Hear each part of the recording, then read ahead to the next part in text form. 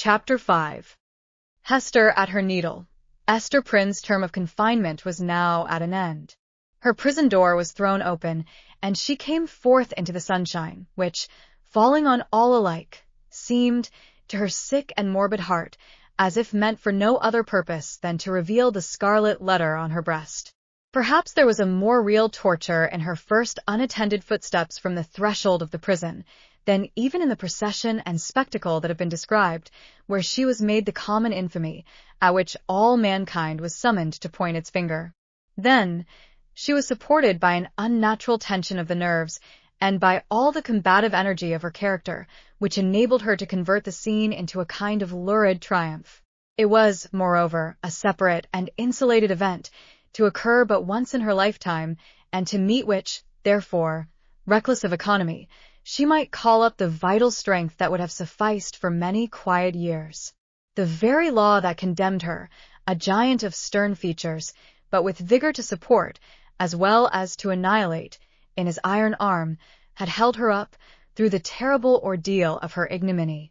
But now, with this unattended walk from her prison door, began the daily custom, and she must either sustain and carry it forward by the ordinary resources of her nature, or sink beneath it. She could no longer borrow from the future to help her through the present grief. Tomorrow would bring its own trial with it. So would the next day, and so would the next, each its own trial, and yet the very same that was now so unutterably grievous to be borne. The days of the far-off future would toil onward, still with the same burden for her to take up, and bear along with her, but never to fling down, for the accumulating days and added years would pile up their misery upon the heap of shame. Throughout them all, giving up her individuality, she would become the general symbol at which the preacher and moralist might point, and in which they might vivify and embody their images of woman's frailty and sinful passion. Thus the young and pure would be taught to look at her, with the scarlet letter flaming on her breast, at her, the child of honorable parents, at her, the mother of a babe that would hereafter be a woman, at her, who had once been innocent, as the figure, the body, the reality of sin. And over her grave, the infamy that she must carry thither would be her only monument. It may seem marvelous that, with the world before her, kept by no restrictive clause of her condemnation within the limits of the Puritan settlement, so remote and so obscure, free to return to her birthplace, or to any other European land, and there hide her character and identity under a new exterior, as completely as if emerging into another state of being, and having also the passes of the dark, inscrutable forest open to her, where the wildness of her nature might assimilate itself with a people whose customs and life were alien from the law that had condemned her. It may seem marvelous that this woman should still call that place her home, where, and where only, she must needs be the type of shame. But there is a fatality, a feeling so irresistible and inevitable that it has the force of doom, which almost invariably compels human beings to linger around and haunt, ghost-like, the spot where some great and marked event has given the color to their lifetime, and still the more irresistibly, the darker the tinge that saddens it. Her sin, her ignominy, were the roots which she had struck into the soil. It was as if a new birth, with stronger assimilations than the first, had converted the forest land, still so uncongenial to every other pilgrim and wanderer, into Hester Prynne's wild and dreary but lifelong home. All other scenes of earth, even that village of rural England, where happy infancy and stainless maidenhood seemed yet to be in her mother's keeping, like garments put off long ago, were foreign to her, in comparison. The chain that bound her here was of iron links, and galling to her inmost soul, but could never be broken. It might be, too. Doubtless it was so, although she hid the secret from herself, and grew pale whenever it struggled out of her heart, like a serpent from its hole. It might be that another feeling kept her within the scene and pathway that had been so fatal. There trode the feet of one with whom she deemed herself connected in a union, that, unrecognized on earth, would bring them together before the bar of final judgment, and make that their marriage altar, for a joint futurity of endless retribution. Over and over again, The tempter of souls had thrust this idea upon Hester's contemplation, and laughed at the passionate and desperate joy with which she seized, and then strove to cast it from her. She barely looked the idea in the face, and hastened to bar it in its dungeon. What she compelled herself to believe, what, finally, she reasoned upon, as her motive for continuing a resident of New England, was half a truth and half a self-delusion. Here, she said to herself, had been the scene of her guilt, and here should be the scene of her earthly punishment, and so, perchance, the torture of her daily shame would at length purge her soul, and work out another purity than that which she had lost, more saint-like, because the result of martyrdom. Hester Prynne, therefore, did not flee. On the outskirts of the town, within the verge of the peninsula, but not in close vicinity to any other habitation, there was a small thatched cottage. It had been built by an earlier settler and abandoned because the soil about it was too sterile for cultivation, while its comparative remoteness put it out of the sphere of that social activity which already marked the habits of the emigrants. It stood on the shore, looking across a basin of the sea at the forest-covered hills, towards the west. A clump of scrubby trees, such as alone grew on the peninsula, did not so much conceal the cottage from view, as seemed to denote that here was some object which would fain have been, or at least ought to be, concealed. In this little, lonesome dwelling, with some slender means that she possessed, and by the license of the magistrates, who still kept an inquisitorial watch over her, Hester established herself, with her infant child. A mystic shadow of suspicion immediately attached itself to the spot. Children, too young to comprehend wherefore this woman should be shut out from the sphere of human charities, would creep nigh enough to behold her plying her needle at the cottage window, or standing in the doorway, or laboring in her little garden, or coming forth along the pathway that led townward, and, discerning the scarlet letter on her breast, would scamper off with a strange, contagious fear, lonely as was Hester's situation, and without a friend on earth who dared to show himself. She, however, incurred no risk of want. She possessed an art that sufficed, even in a land that afforded comparatively little scope for its exercise, to supply food for her thriving infant and herself. It was the art, then, as now, almost the only one within a woman's grasp, of needlework.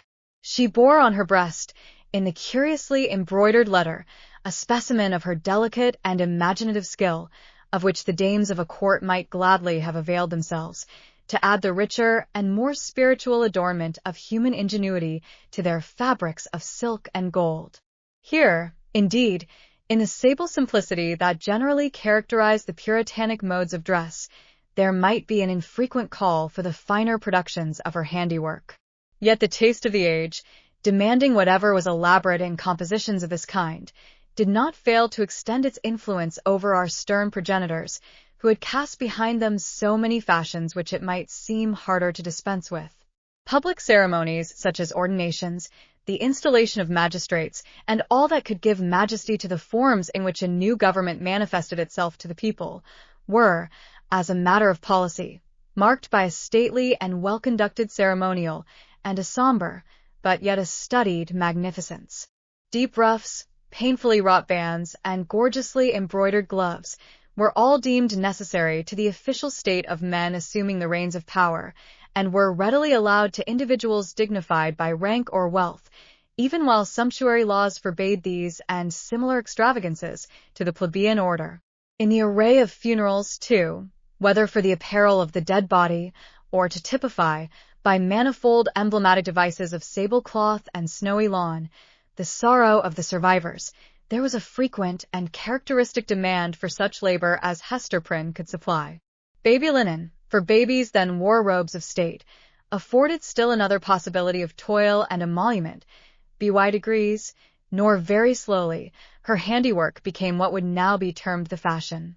Whether from commiseration for a woman of so miserable a destiny, or from the morbid curiosity that gives a fictitious value even to common or worthless things, or by whatever other intangible circumstance was then, as now, sufficient to bestow, on some persons, what others might seek in vain, or because Hester really filled a gap which must otherwise have remained vacant. It is certain that she had ready and fairly requited employment for as many hours as she saw fit to occupy with her needle. Vanity, it may be, chose to mortify itself by putting on, for ceremonials of pomp and state, the garments that had been wrought by her sinful hands. Her needlework was seen on the ruff of the governor. Military men wore it on their scarfs, and the minister on his band. It decked the baby's little cap. It was shut up, to be mildewed and molder away, in the coffins of the dead. But it is not recorded that, in a single instance, her skill was called in aid to embroider the white veil which was to cover the pure blushes of a bride. The exception indicated the ever-relentless rigor with which society frowned upon her sin. Hester sought not to acquire anything beyond a subsistence of the plainest and most ascetic description for herself and a simple abundance for her child. Her own dress was of the coarsest materials and the most somber hue, with only that one ornament, the scarlet letter, which it was her doom to wear. The child's attire, on the other hand, was distinguished by a fanciful, or, we might rather say, a fantastic ingenuity which served, indeed, to heighten the airy charm that early began to develop itself in the little girl, but which appeared to have also a deeper meaning. We may speak further of it hereafter. Except for that small expenditure in the decoration of her infant, Hester bestowed all her superfluous means in charity on wretches less miserable than herself, and who not unfrequently insulted the hand that fed them. Much of the time, which she might readily have applied to the better efforts of her art, she employed in making coarse garments for the poor. It is probable that there was an idea of penance in this mode of occupation, and that she offered up a real sacrifice of enjoyment in devoting so many hours to such rude handiwork. She had in her nature a rich, voluptuous, oriental characteristic, a taste for the gorgeously beautiful, which, save in the exquisite productions of her needle, found nothing else, in all the possibilities of her life, to exercise itself upon. Women derive a pleasure, incomprehensible to the other sex, from the delicate toil of the needle. To Hester Prynne it might have been a mode of expressing, and therefore soothing, the passion of her life. Like all other joys, she rejected it as sin.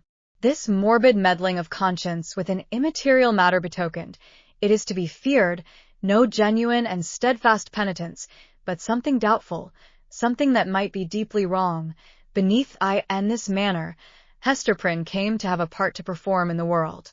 With her native energy of character and rare capacity, it could not entirely cast her off, although it had set a mark upon her, more intolerable to a woman's heart than that which branded the brow of Cain. In all her intercourse with society, however, there was nothing that made her feel as if she belonged to it.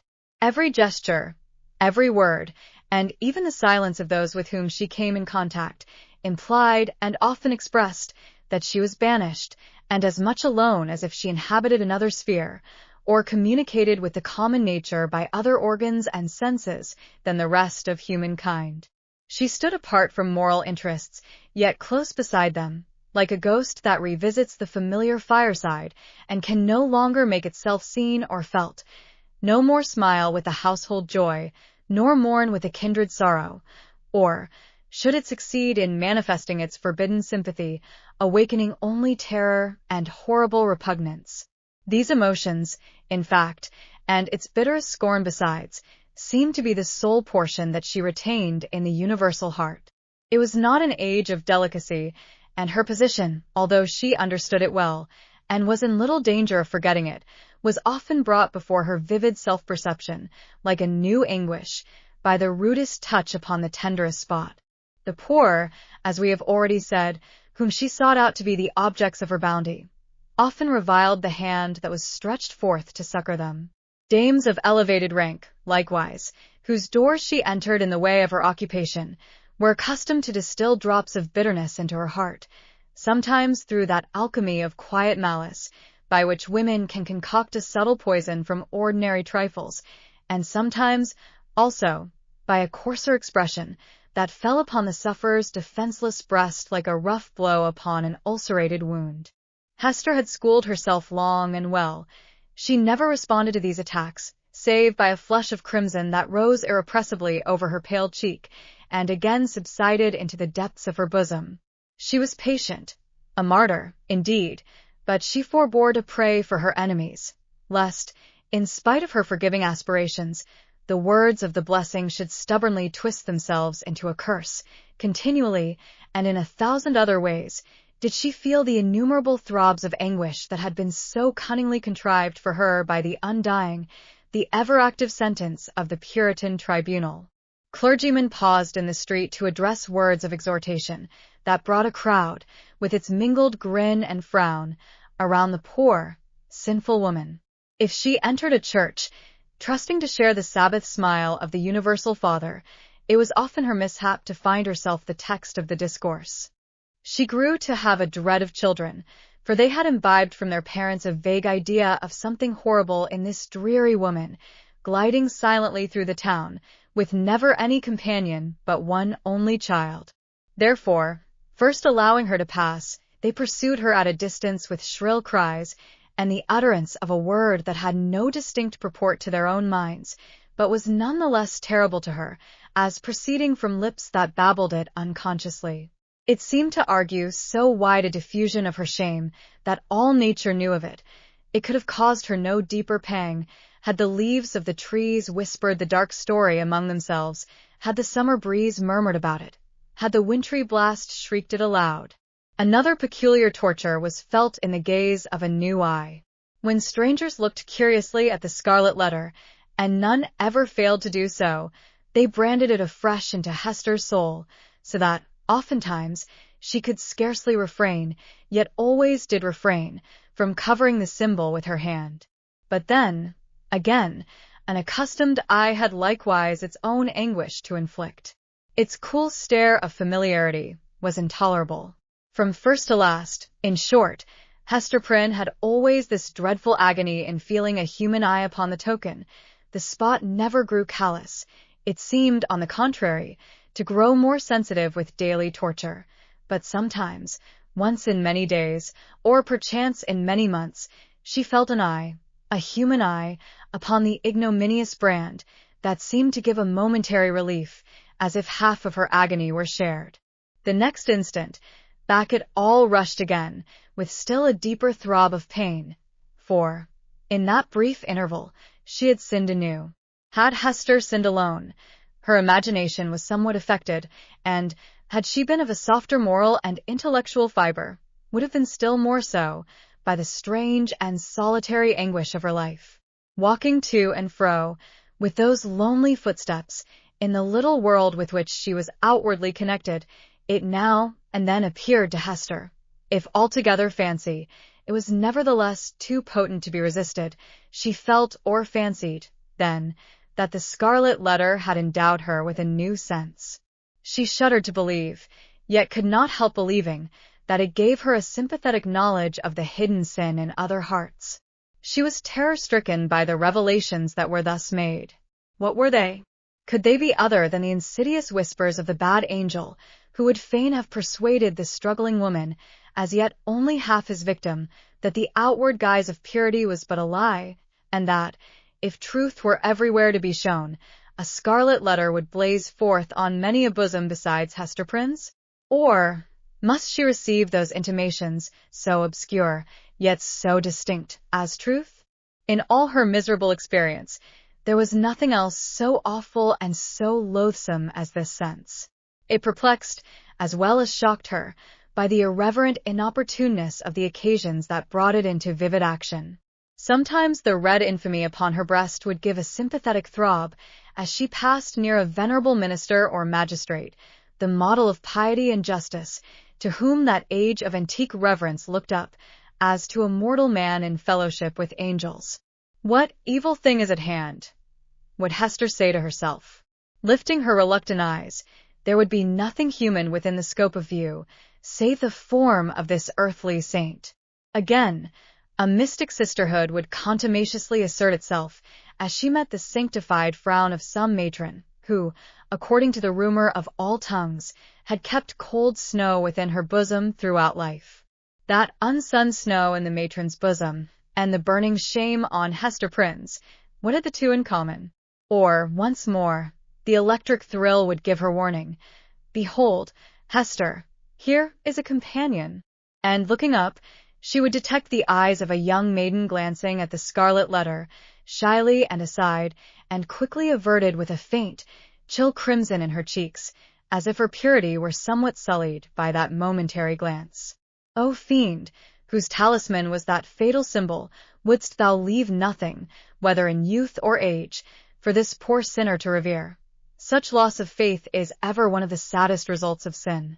Be it accepted as a proof that all is not corrupt in this poor victim of her own frailty and man's hard law, that Hester Prynne yet struggled to believe that no fellow mortal was guilty like herself. The vulgar, who, in those dreary old times, were always contributing a grotesque horror to what interested their imaginations, had a story about the scarlet letter which we might readily work up into a terrific legend. They averred that the symbol was not mere scarlet cloth, tinged in an earthly dye-pot, but was red-hot with infernal fire, and could be seen glowing all alight whenever Hester Prynne walked abroad in the night-time. And we must needs say, it seared Hester's bosom so deeply that perhaps there was more truth in the rumor than our modern incredulity may be inclined to admit.